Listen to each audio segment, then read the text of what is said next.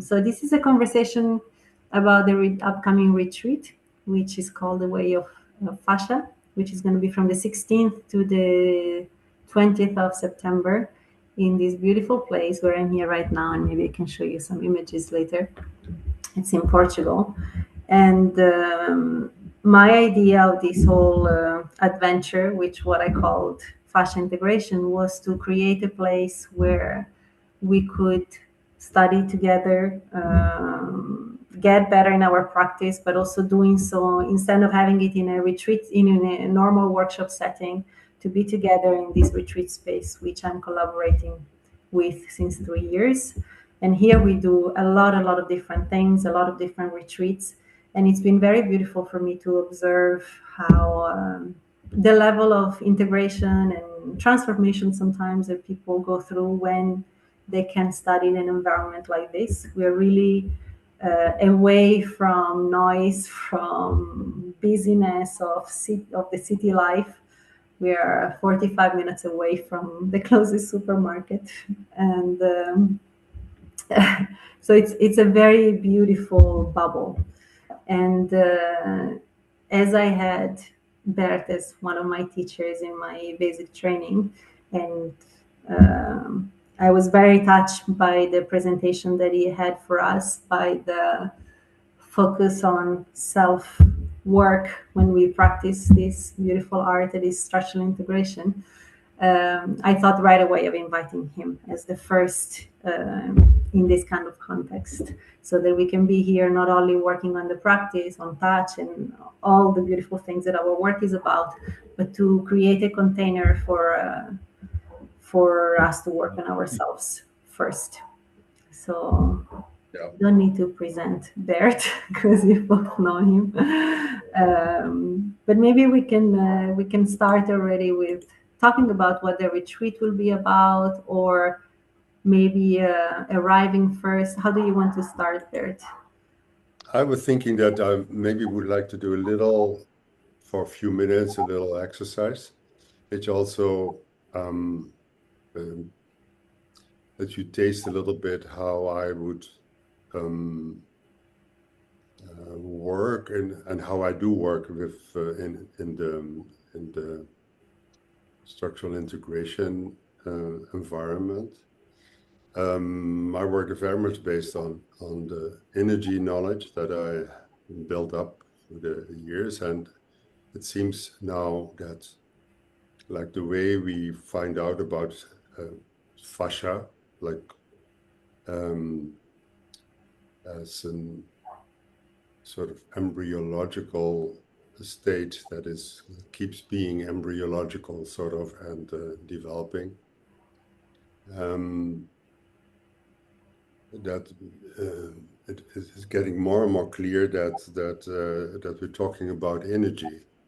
You know, like there's in matter, there's basically the cells working, and so there's Jamie. Yeah. So I was thinking, hello. She doesn't.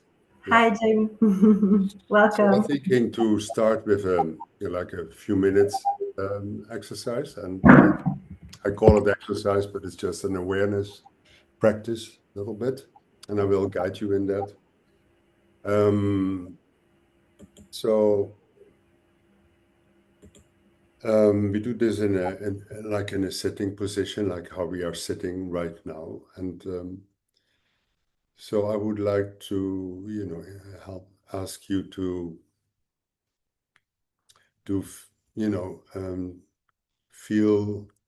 make contact with your body and feel the weight of your body in your chair, and feet on the ground, and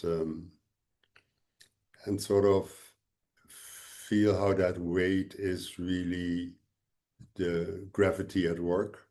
It's in the beginning, it's a sense of pull. It's like your weight feels like being drawn into the ground, and at the same time, now that gravity is actually coming to us, supporting us.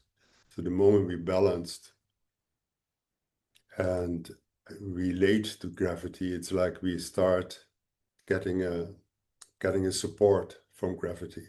So I suggest usually to just sort of start with feeling the weight and the connection with the earth, and then at the same time also maybe feel how your shoulders and head are supported by gravity. It's like, that's how it works. Yes. And while you're sort of checking in with yourself in this way, you could also feel and see where you find your breathing without sort of doing anything with your breathing, just finding out that it's there. Usually find it where the body is moving, maybe your belly, your chest, your throat, air through your nose or your mouth. And you use that as a focus for your present awareness. And usually we see that our mind, a thinking mind, is very often active, staying active. And so the moment that you realize that maybe you are in a storyline, in a thought train, you just notice that you cannot stop it. It's like a sense organ. So then you bring gently your awareness back to your body, to the breathing, and you could even imagine that breath is like a wind going through your body and having an effect in your body.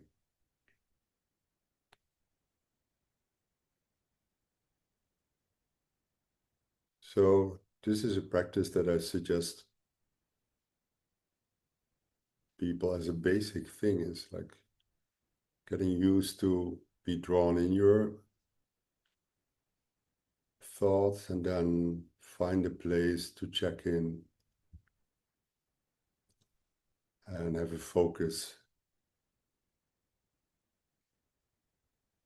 for your present awareness. And so the most direct way to find the focus is in your body and your breathing, in your senses, so to speak.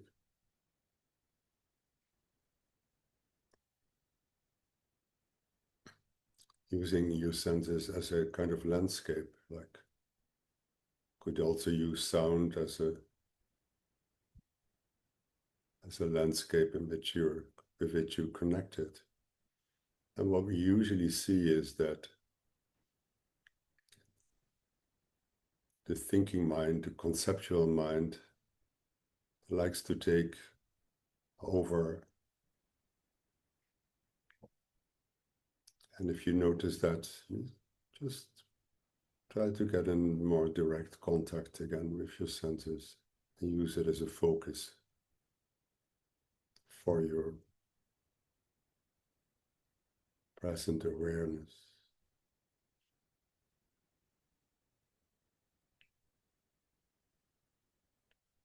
Then while sitting like this, I could ask you to connect to your coccyx.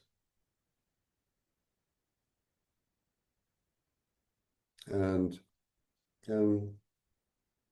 with your awareness, try to move from your coccyx to your right foot, the sole of your foot, the energy center of your foot, and to your left foot, and back to your coccyx.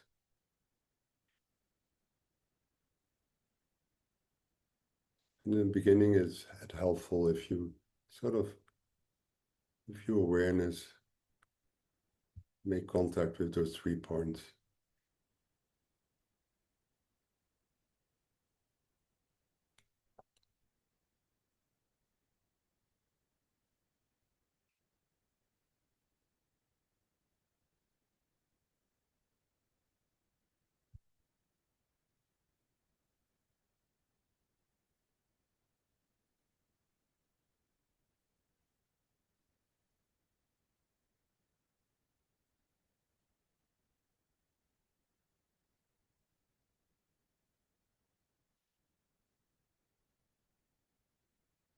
And once in a while, you can deepen your breath and sort of feel how your breath expands in your whole body, your legs, your arms.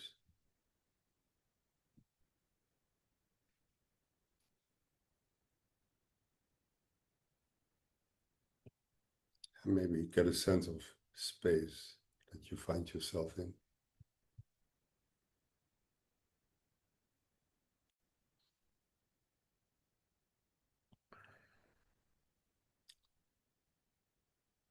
And then maybe slowly come back to this present moment.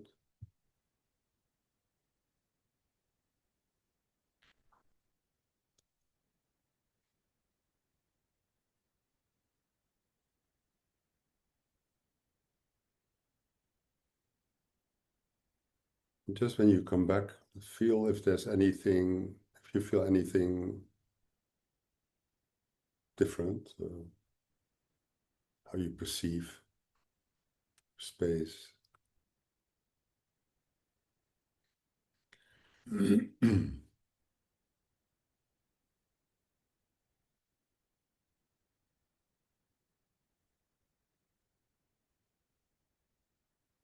I see that Barbara came in. And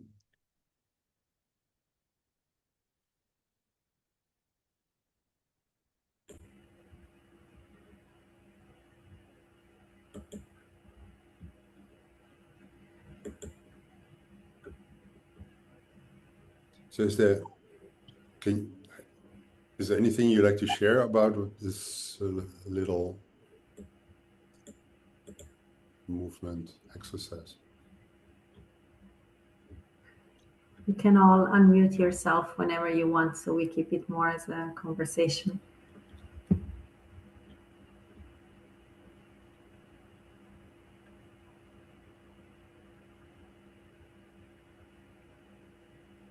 I'll share.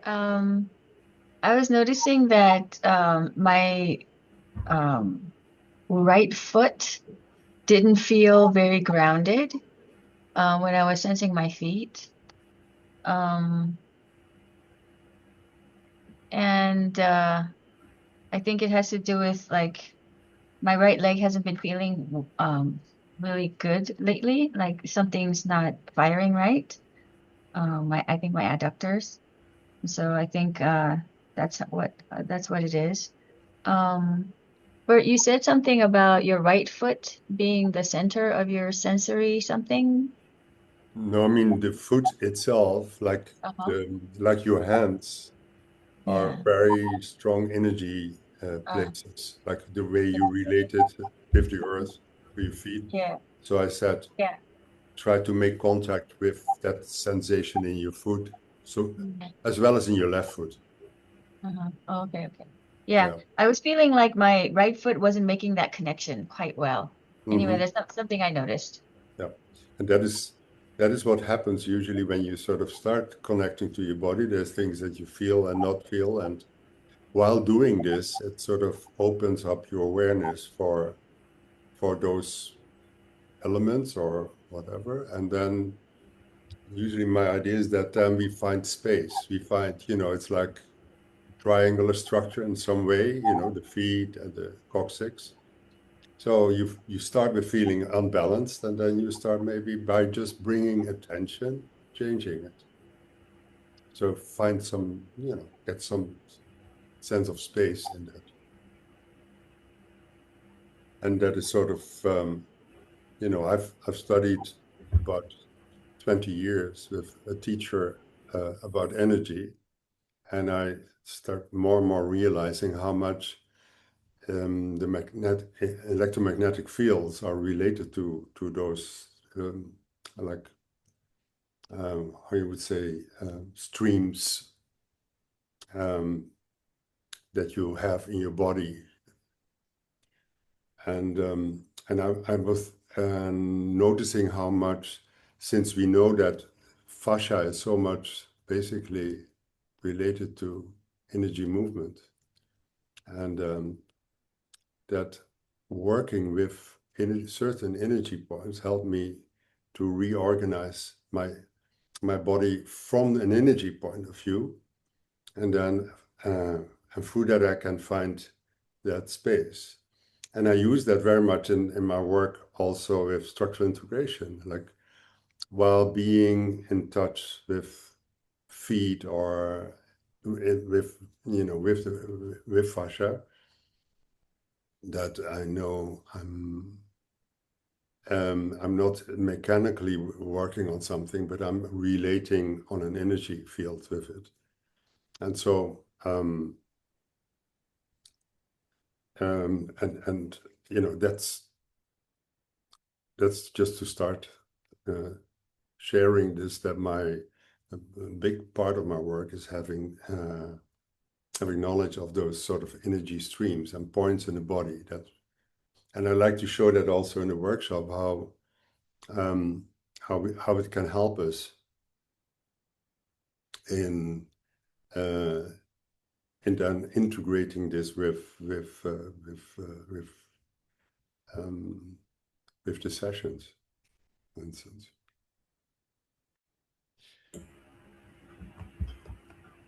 I noticed, I wasn't aware of how tense was my coccyx. I see that it is something that I've been working with, and I've been trained for many, many years as a dancer to hold. So this is a holding place that I meet very often, but I really have to consciously enter my body, because otherwise it is always holding. Also, my lower belly, it's so it was interesting to as a first layer of consciousness to bring it to and to see that it's still there, and probably I will have to release it for the next 20 years before it becomes a smooth part of my body.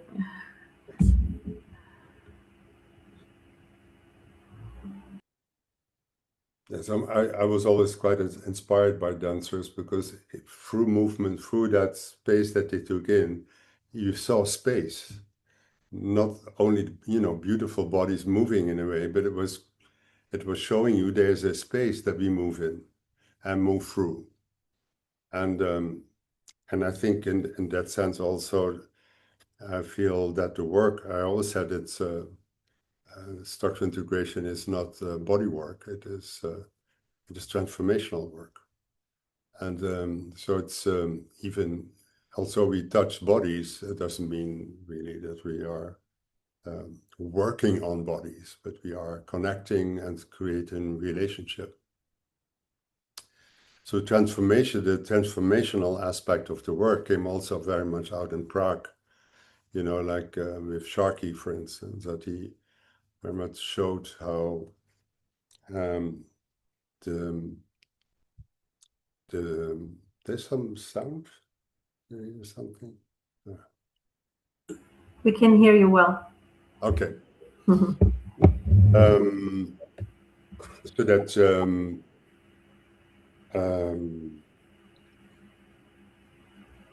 maybe I like to put it this way. One of the biggest discussions we have in general is about consciousness. What is consciousness? Maybe I have something in my, because I have hearing helps, and I have a sound coming in like Okay. a ring. So I'm a bit confused.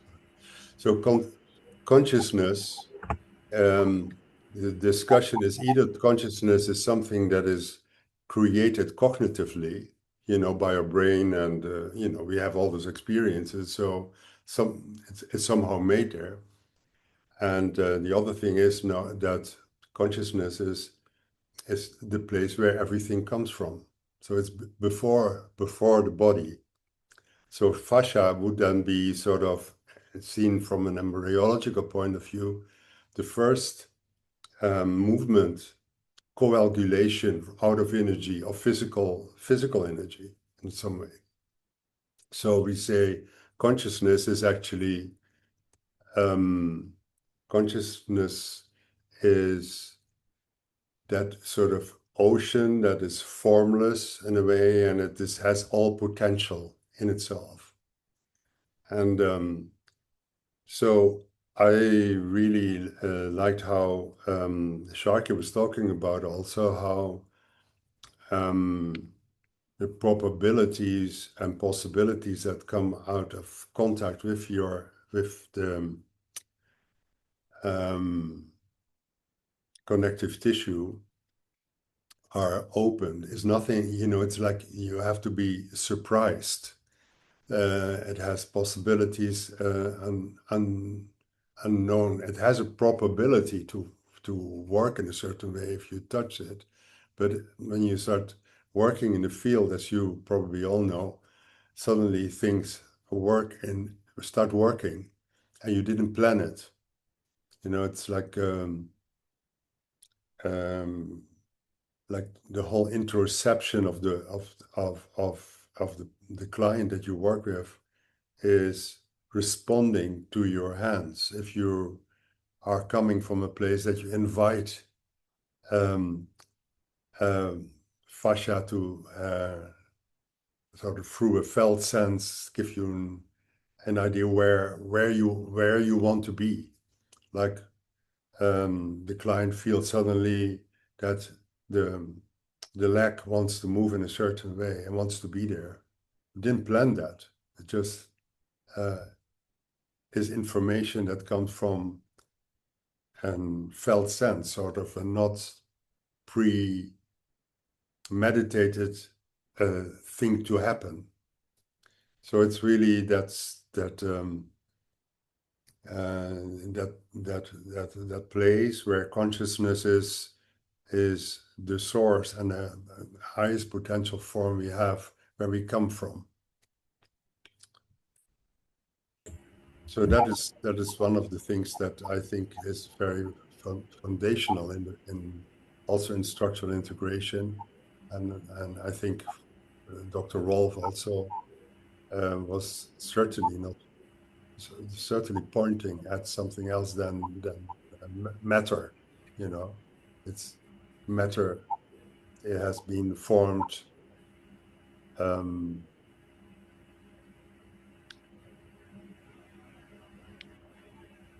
from a non-matter base. So matter is not based on matter, but it's based on energy. And in our world, it's hard to convince people that it's like when I'm looking for myself, who am I?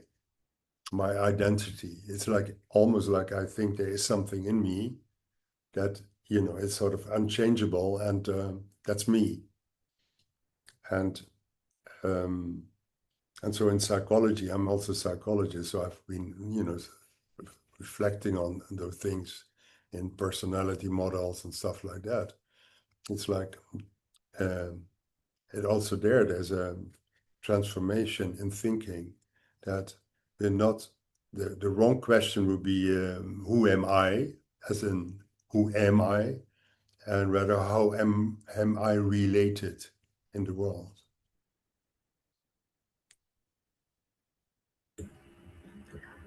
Because we are related. So maybe we can, I'm going to pick on something that you said. Maybe you can elaborate a little bit on felt sense and how we're going to be working on it during the retreat, because it's one of the things that you want to introduce and make us connect to. Maybe you can explain us a little bit about that. About felt sense? Yeah. Yeah, felt sense it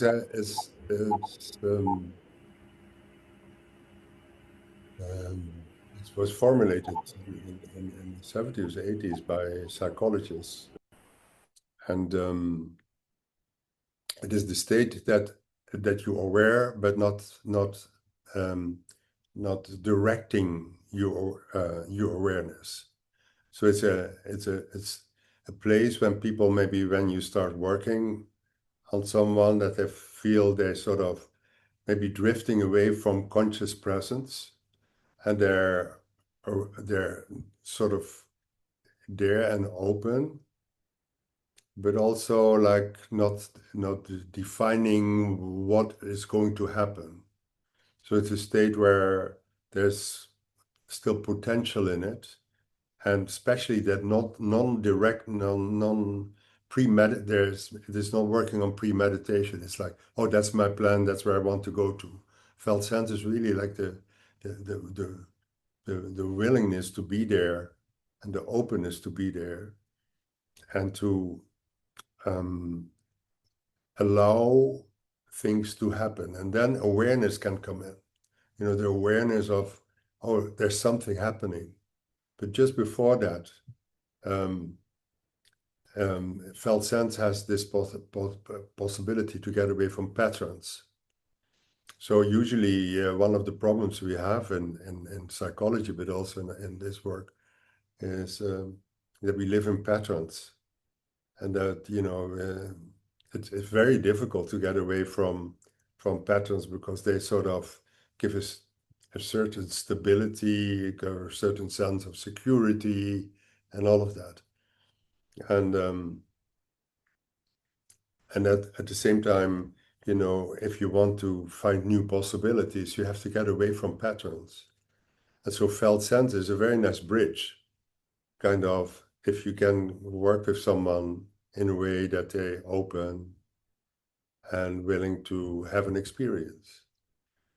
And through felt sense, we can come to awareness of a place that's not judging, that has possibilities, and so that is one of the things that is quite important in our work. And felt sense is also like the exercise we did in the beginning.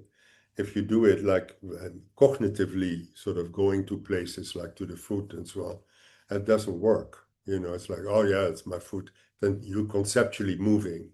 The moment that you sort of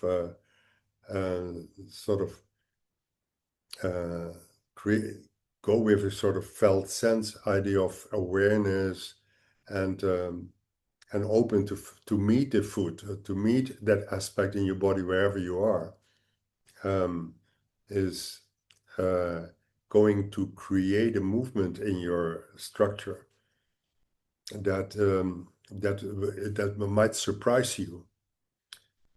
But basically, the idea is that you start feeling that there's a space in which you can move. You're not stable in patterns, but it's like we are space in a certain sense, and we have a possibility to move in it. In psychology, we refer a lot to how we create our ecosystem by art, by singing, by dancing, by making things new, by being surprised, by you sort of start from a place that there's potential which has not yet formed. So it's very much that idea that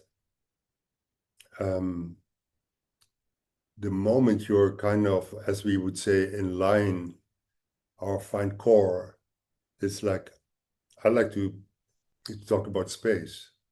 We're finding space. And actually that's what's happening. You might find that sort of sense of core physically, but it has more than that. It has, just like the Tao, it's like if you are an Aikido, so it's like the force that guides you is the Tao, the space that you cannot see, and you cannot put your finger on it. But you have to be invited in it. And you cannot get in that with your cognitive sense. You cannot, thinking-wise, measuring, getting into it. It is like you have to get away from an objective way of looking at the world, like seeing each of us or the things as objects. It's like we have to meet it and see it directly. And in a direct seeing, it's like there are possibilities.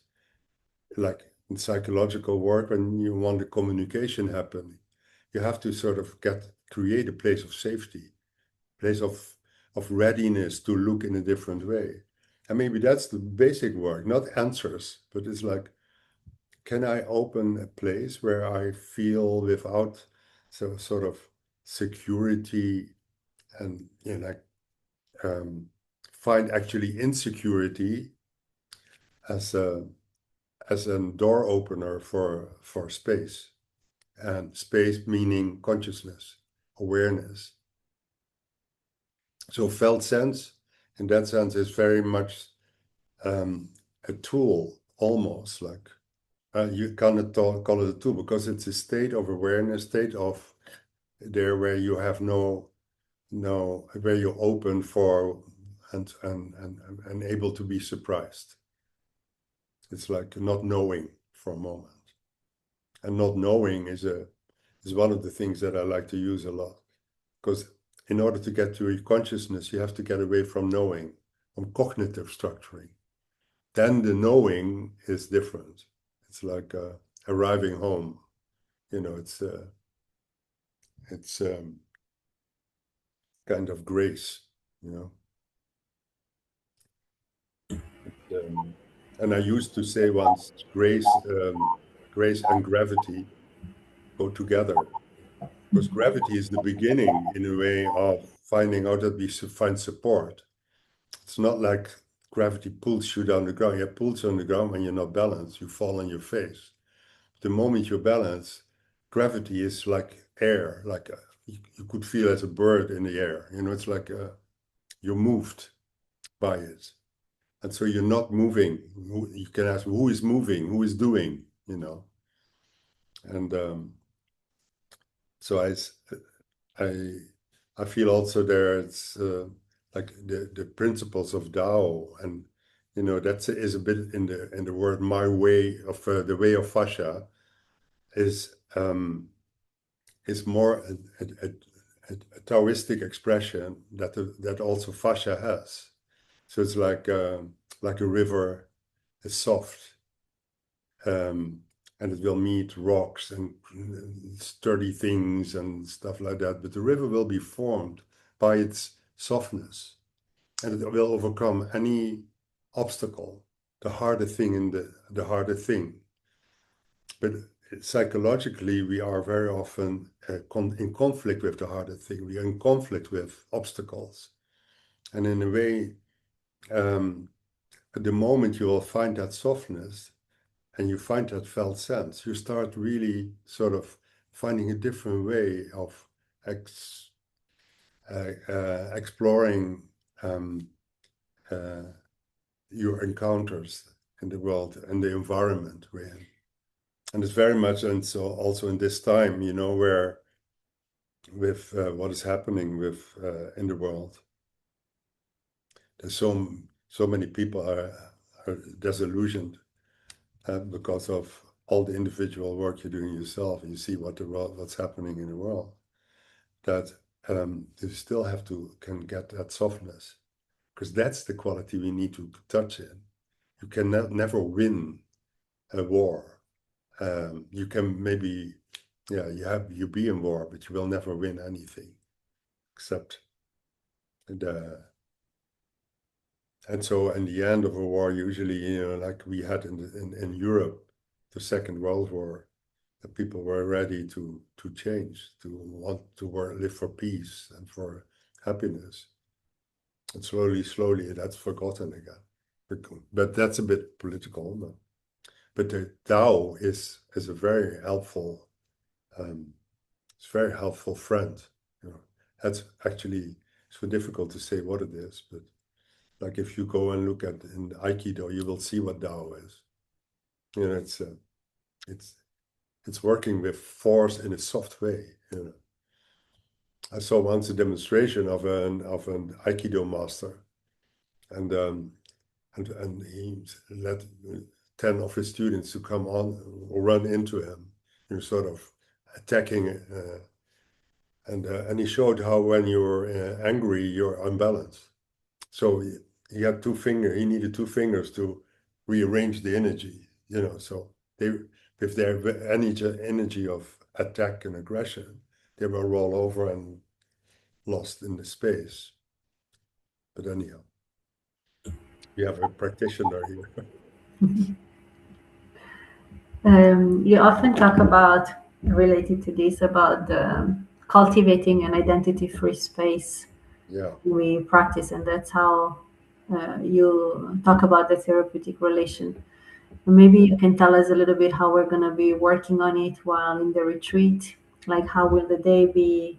Um, how are Well, you it is, imagining working on this aspect that is so important to your work? well, it's a way that I used and I like to use an identity-free space talking about space, but it's very much based on the fact that we have that we create a dual world, and the world is non-dual, non-dualistic. So it's there is no there is no identity needed, and so identity-free space is um,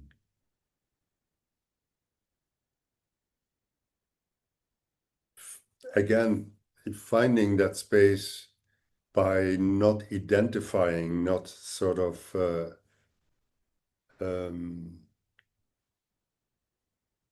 how can I say this? Looking for identity is a trap, as far as I can see. You know, it's individuality is and in individuality you find the verb individuare, like in Italian we say individuare. It's like make something known to you, taste something, make something, be acquainted with whatever there is in the world, and through that you find um, where who we are, how we are connected. And so in the practices that we do, uh, I try, there's several ways that we can try to work with um, what is separation and what is connectedness.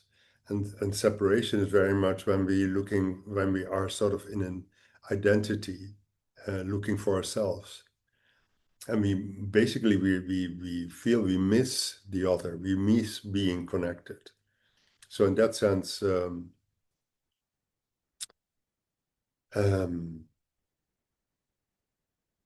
we create islands, and sometimes we will psychological feel like lost or in resistance or um, afraid or insecure, unsafe. And so when we are in a workshop, that's also very important to realize that and to be aware of that, how we sometimes maybe have psychological experiences of being a bit disconnected, stuff like that.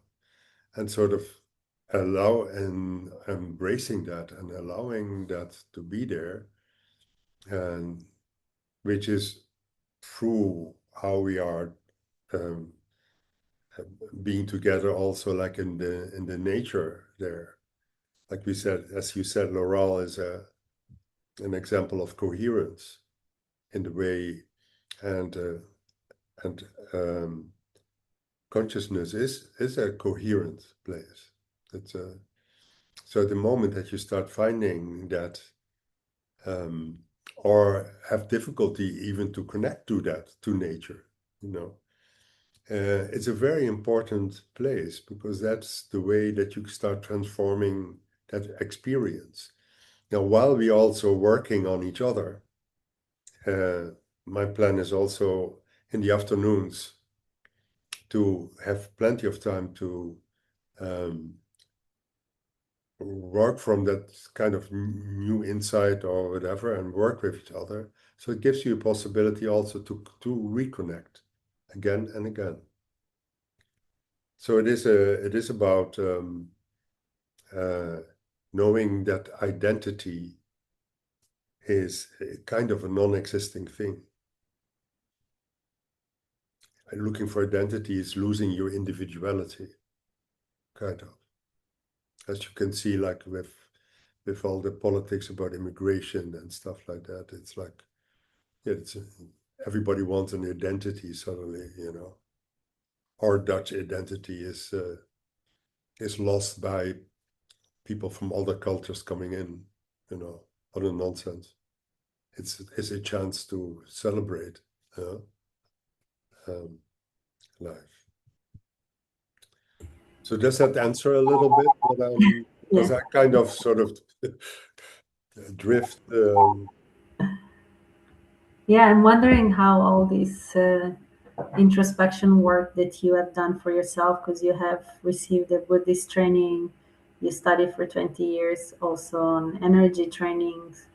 How did this change your practice of structural integration? Or when did it start to, how do you bring it to the work, and how did that change everything? How do you do a session today? And probably very, very different than many years ago. Yes. You know, all the things like psychology and philosophy and Buddhism and Dr. Rolf's work were kind of growing together in my life because, you know, I basically was exposed to all the things in the 70s.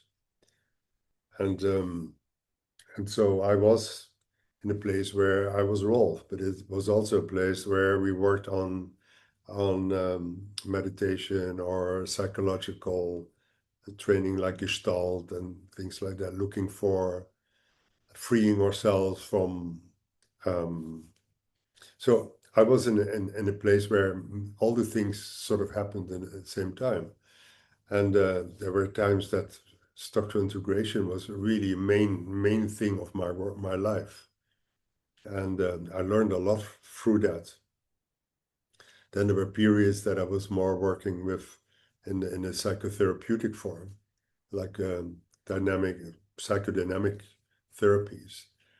And so then at the same time, I worked with an energy teacher, learned a lot about chakras and energy streams in the body and how they relate to psychological experiences, and how we could sort of get free from a thinking mind. And so all the things come together a little bit for me when we are teaching in here, and it's a choice.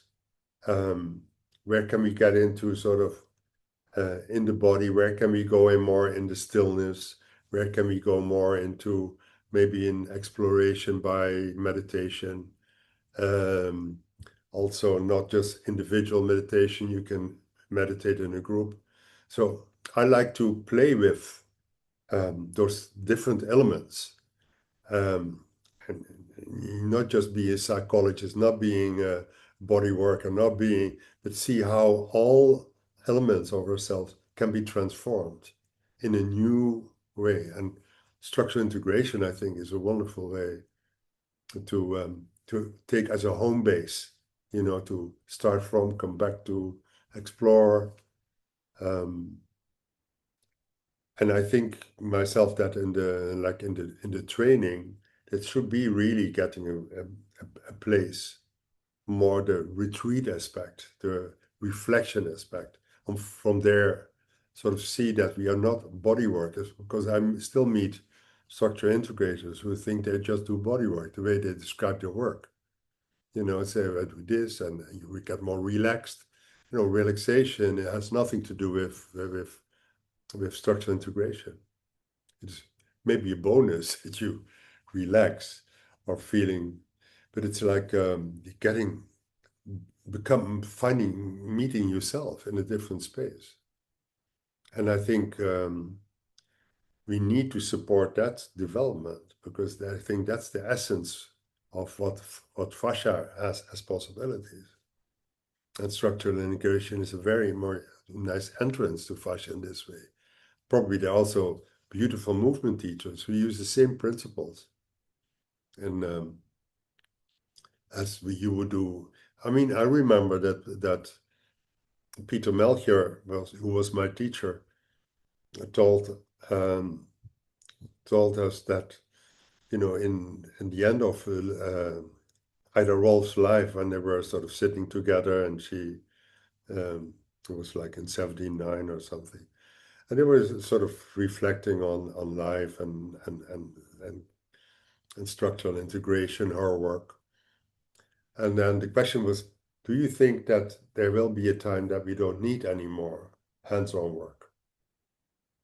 And then she had to think. She said a few minutes, and then she said, yes, I think there's one day we don't need it. But it's the depth of her thinking. It was like that the awareness of who we are, not sort of physical entities, but who we are and how we connect in a relationship. Is that what she really intended to see happening? And yes, then maybe one day you don't need. So I took that also a little bit as a challenge to say, okay, but I still like, I still think the touch is really important if it comes from that special quality of touch. And then it's touch. If you touch, I sometimes work also with people as a psychotherapist, and then I don't touch bodies, but I'm totally in the meeting, in the coming together. It is a touch. It is touching each other energetically, because we're not disconnected. We are connected. So that would be my answer, Chiara, on having done all this kind of things. How would you put that in that workshop form? It's like there are tools, in some way tools, you could say, but different entrance doors, to consciousness. And it's like you get to this place. Maybe that also is something, but what is related to felt sense, that you ask yourself, when I stop seeing something because it's the end of my vision, is that the end of everything? When I stop hearing something, is that the end of anything, or is that the beginning? In Buddhism, we like to say the door, the eyes, and the ears are the opening doors to consciousness.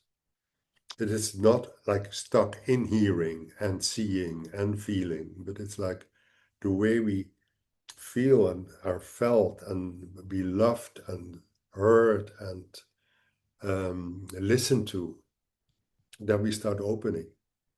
And that refers also, that relates very much to why trauma work is so important. But it's basically very simple. Trauma work is creating that space, safe space, because then we meet ourselves, because we are to be met. So yeah, sometimes I get lost in what I'm saying. Well, Does that make sense? What I'm big saying? Subject. It's big subject, so of course you go into it, and it's not just a simple question like what is felt sense, ABC. I didn't really get you. I didn't really. Of course, when we ask something about felt sense or identity-free space, of course it invites for a bigger answer that is not just yes ABC like in the book. No, that's true. I love that. I love to be in a place for where we find out, and people start really becoming creative, just by being themselves. And I don't mean by creative doing all kinds of weird things, but just opening the doors, and sharing that. It's very nice. And so I really look forward to being Laurel and having that place that is it's already has a lot of those elements. So. Yeah, I think the aspect of retreating is very interesting because of that. As I said in the beginning, we have a lot of different experiences here, and we just had a music retreat, and it's so beautiful how usually all the teachers have big plans, and then they come here and then the big plans they change to address individual needs, the group needs, questions that students may be having. And it's beautiful to see how the energy of the groups transform within being Yes. exposed to this kind of learning. Yes. And you're talking about music. One of the aspects that I like very much is sound. So I like to use sound in the sense of that we need to that I see it as a way to um, deepen your connection with yourself. Like in Buddhism, when we say ah, om. It is a sound that makes a pathway, you know, um, in ourselves. So, but we are busy all talking and making all kinds of sounds.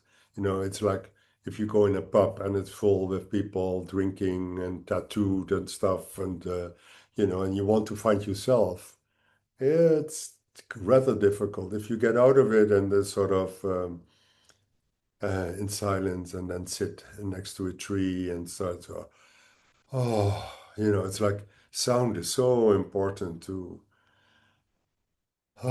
find yourself. And there are wonderful pieces of music, for instance, uh, that I like then sometimes to you know to listen to. And but also I'm in touch with a teacher, a Buddhist teacher, who the son of a very important teacher in Italy. His name was Namkai Norbu, and he studied music. And he made a whole thing about how you can get from sounds to like superficial sound outside world, and then going into um, getting closer to your body, the sounds of your body, and then sort of getting into mystic sound.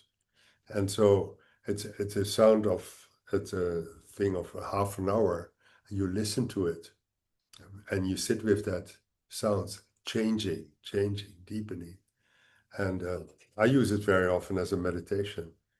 And it's a wonderful way to use sound to enter consciousness.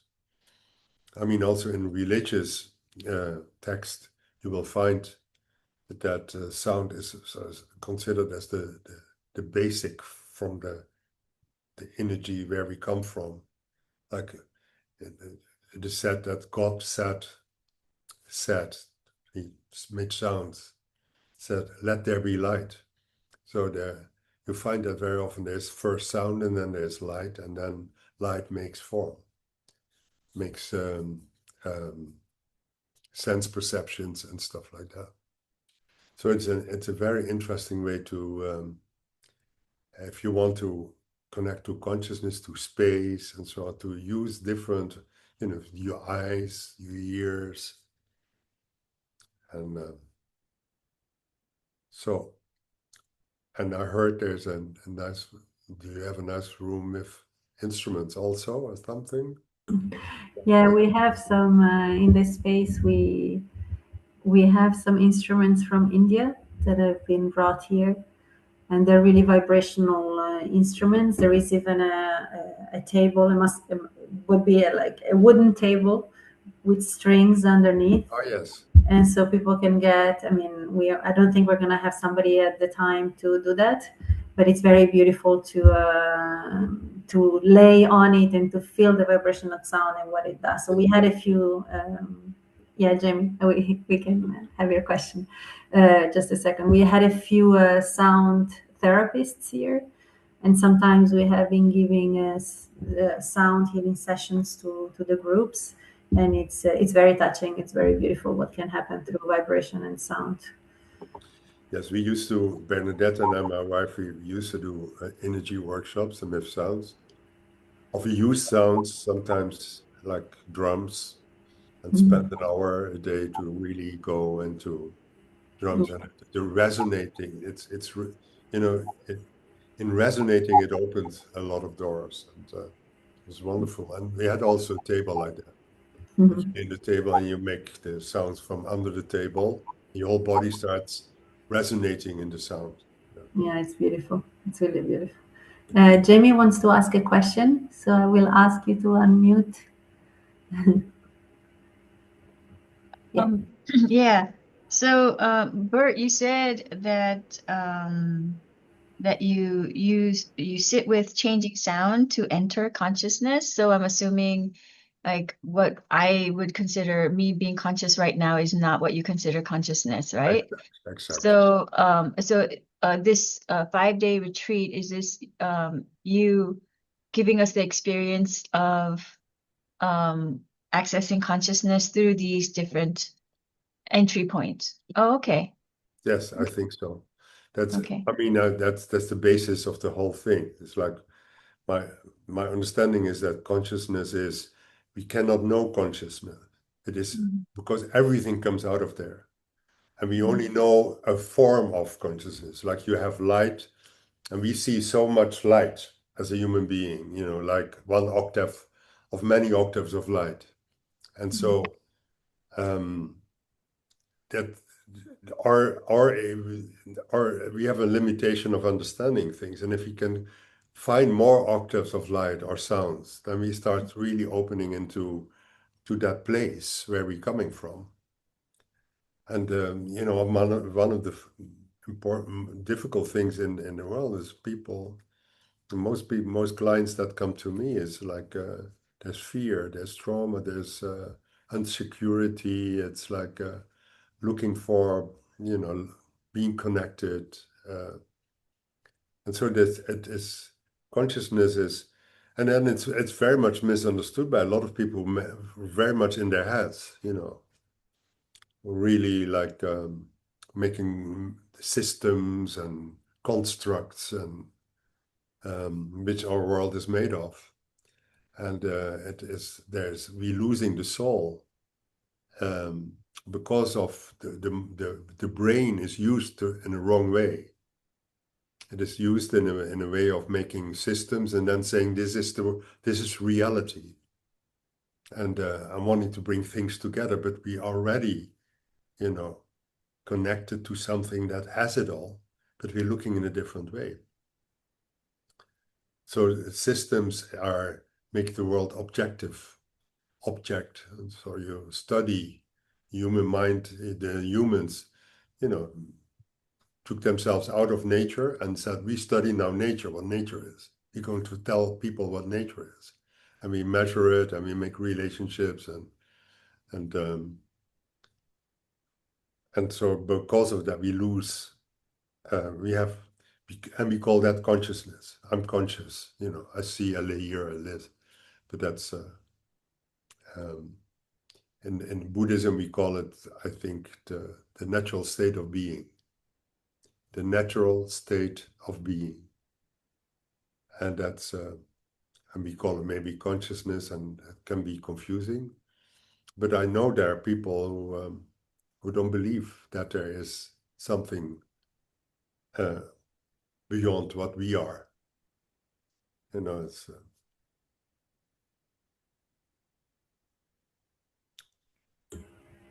so and indeed you will in the workshop in the retreat there will be sort of an essential returning point coming in. Okay, I'm looking forward to that because I have to admit I have an awareness that there is that consciousness, as you say, but I do feel like this resistance to go there. I notice that I always want to be preoccupied in my mind with things to think about, to do, so that I don't go there. So this will be a welcoming chance Yeah. to explore that. Yes, certainly. That's, I think, the problem from all of us, that our thinking mind, my energy teacher always said, we have a busy mind which wants to own. you know. Mm-hmm. And the nature of mind is sort of an open mind, but we occupy the mind with thinking and concepts and structures.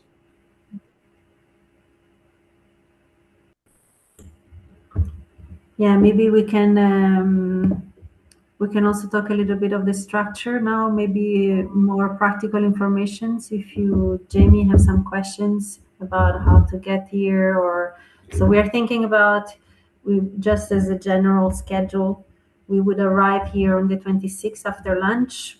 Until 4 we would do the registration, so we have time, because L'Oral is quite remote, and of course we can help people to get here. I can then send all the information about how to reach the place. Sometimes we organize pickup from the airports when we have also like a group of people coming together. It's also a nice way to connect already on the way here. So we're going to have a first meeting and a first class in the afternoon already before dinner. Then we're taking care of all the food situations that people have, so that can be solved. Also, everything that you wrote, we already spoke to the cook. It's no problem at all.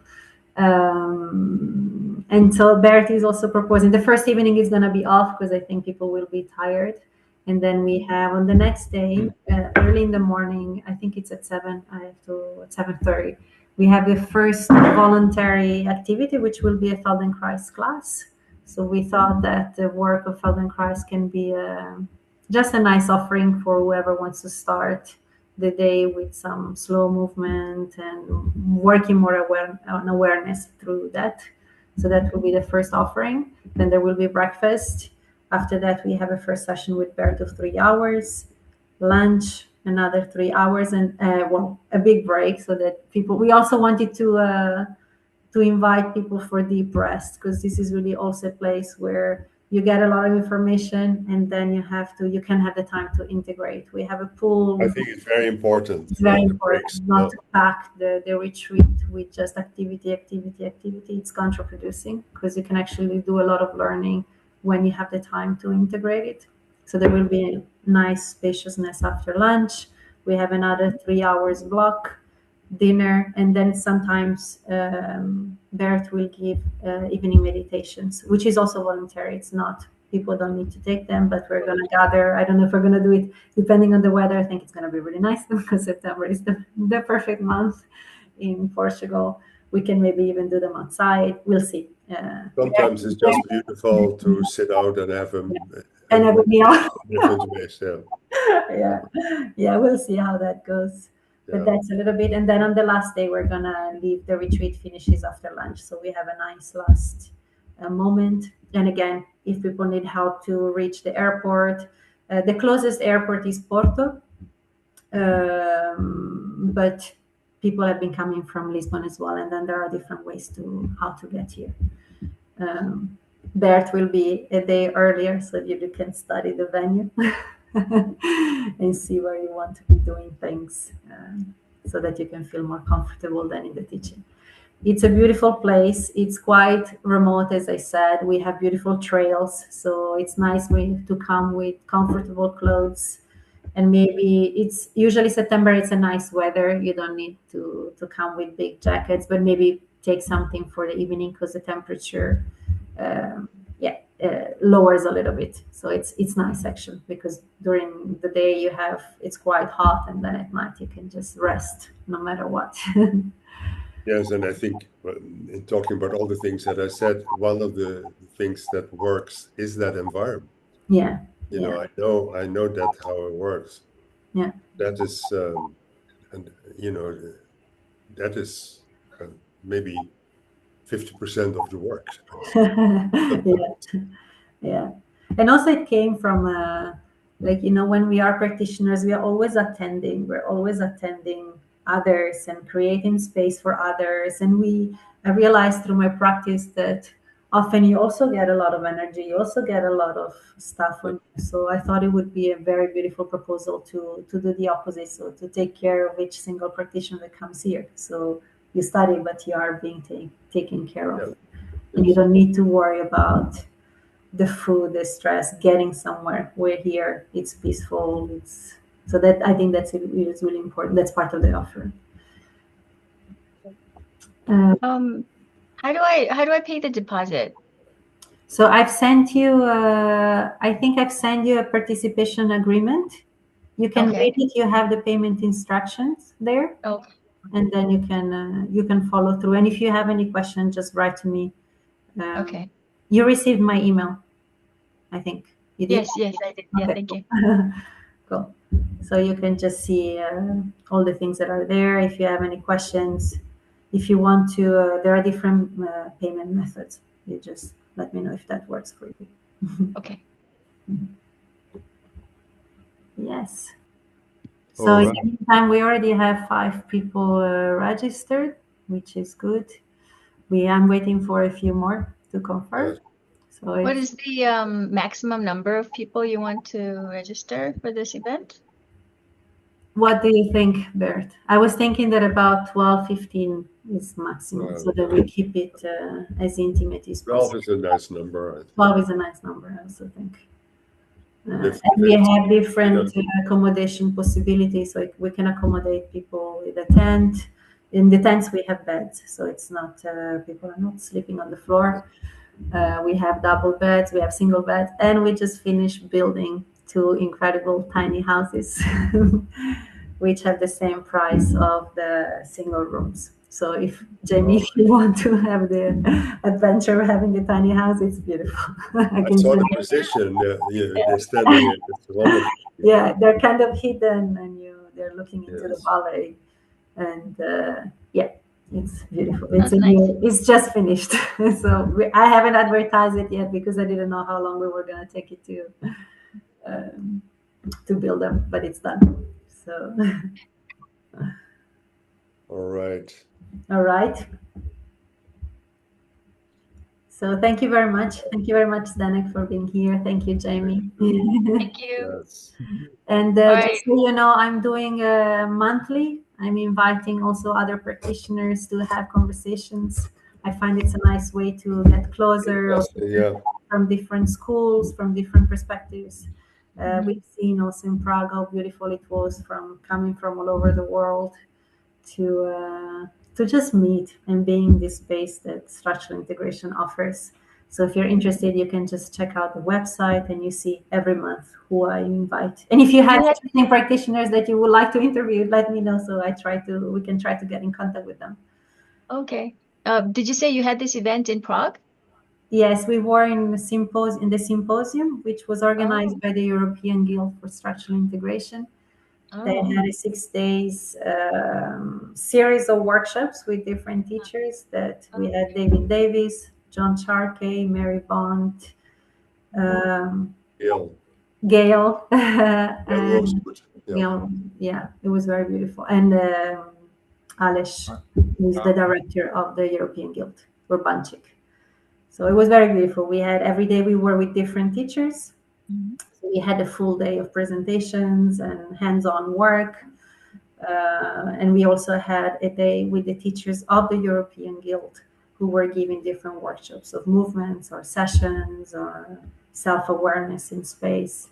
It was great. We were about 86 practitioners and the teachers, and yeah, it was beautiful. Really. So that sounds nice. sometimes things happen and they're great. Yes. All right.